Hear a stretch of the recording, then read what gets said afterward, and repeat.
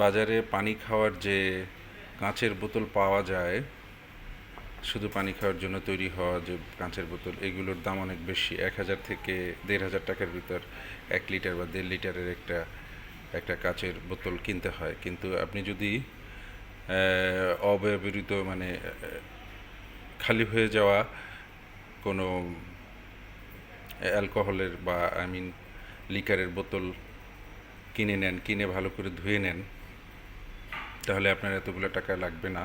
1 থেকে 150 টাকায় আপনি এরকম একটা বোতল পেয়ে যাবেন।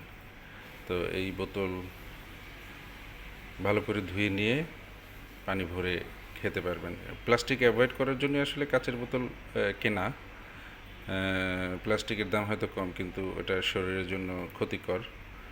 তো সে কারণে আমি এই পদ্ধতিতে এসেছি। তো এটার একটা মজার ব্যাপার আমার খুবই ভালো লাগে, যে এটার শব্দটা, এটা খোলার সময় যে শব্দটা হয়, লক্ষ্য করুন। জোস একটা শব্দ। আবার দেখ, আবার যাই আমরা।